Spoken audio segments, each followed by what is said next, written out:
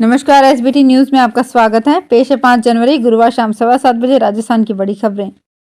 राजस्थान के मुख्यमंत्री अशोक गहलोत गुरुवार को सर्किट हाउस में कांग्रेसी नेताओं और आमजन से रूबरू हुए, उनकी समस्याएं सुनी। इस दौरान मीडिया से बातचीत में मुख्यमंत्री ने पेपर लीक मामले में कहा कि पेपर लीक एक बीमार जैसी हो गई है, लेकिन इसके डर से हम युवाओं को नौकरियां देने के लिए परीक्षा करवाना नहीं छोड़ेंगे। उन्होंने कहा कि गुजरात जाकर देखिए, वहां नौकरियां नहीं लगती। दूसरी तरफ राजस्थान देश का संभवतः पहला प्रदेश होगा जहां युवाओं को सबसे ज्यादा नौकरियां दी जा रही है। उन्होंने कहा कि 1,35,000 युवाओं को नौकरियां दी जा चुकी है। 1,25,000 युवाओं को नौकरियां देने के लिए साक्षात्कार और एग्जाम की कार्यवाही चल रही है और 1 लाख नौकरियों की उन्होंने घोषणा कर रखी है। राजस्थान में अत्यधिक शीतलहर को देखते हुए सभी जिला कलेक्टर्स को 15 जनवरी तक स्कूलों में संचालन का समय परिवर्तित करने और बच्चों का अवकाश घोषित करने के लिए अधिकृत कर दिया गया है।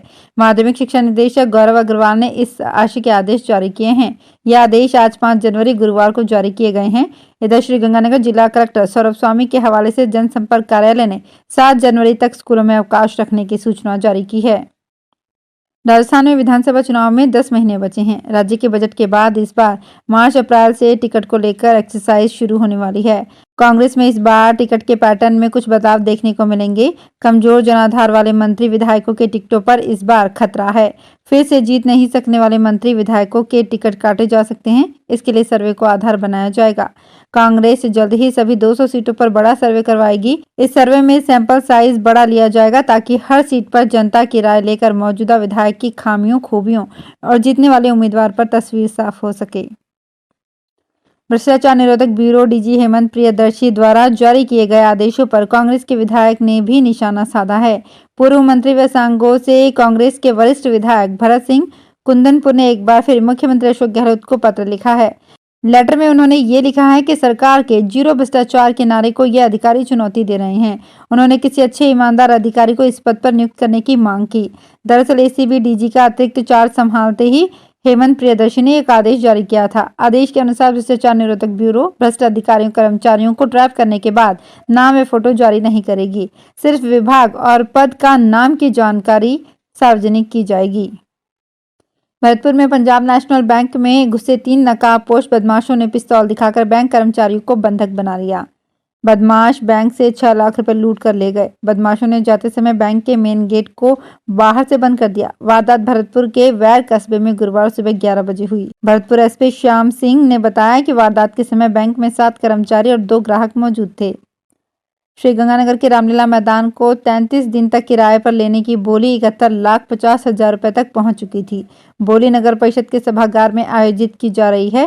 पैरोकार प्रेमचुग ने बताया कि किराया नीलामी में पंजाब, दिल्ली, हरियाणा व राजस्थान भर से 18 फर्में भाग ले रही है। सभापति करुणा चांडक की अध्यक्षता में बोली चली। अधिकतम बोली 71,50,000 रुपए तक पहुंच चुकी थी।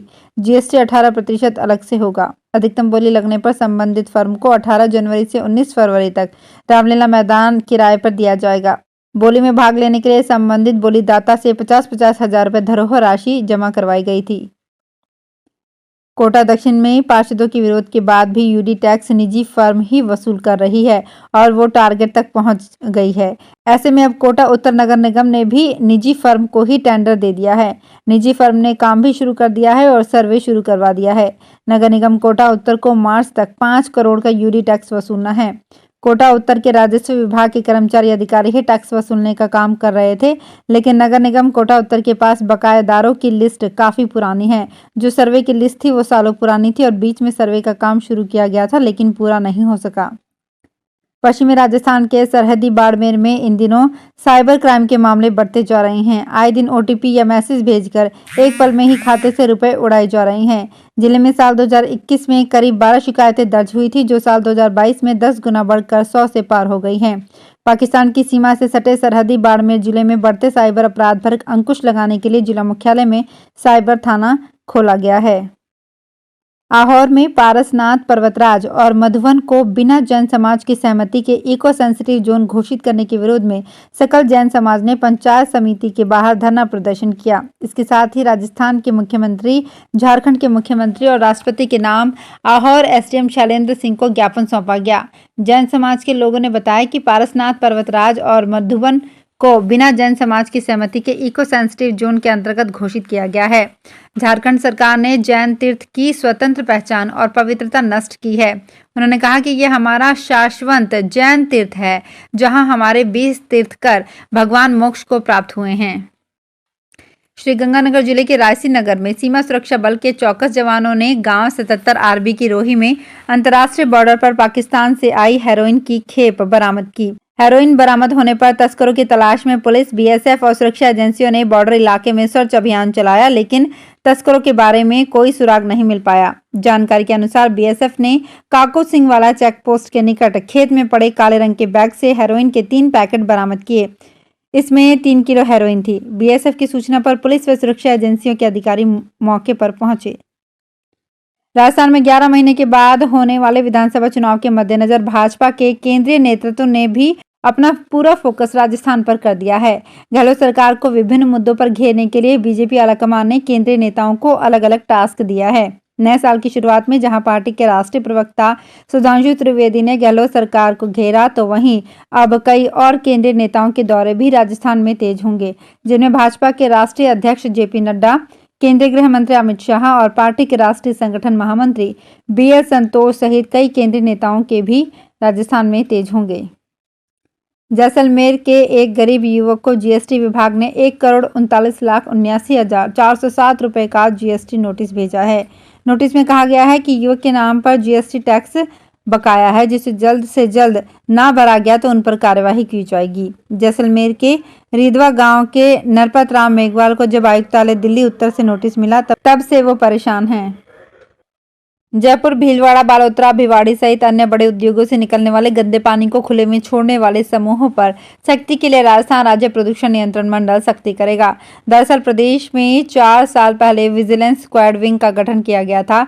कोरोना के बाद ये विंग पूरी तरह से निष्क्रिय हो गई थी, लेकिन अब फिर से ये विंग एक बार फिर से अगले महीने फरवरी से कार्य करेगी।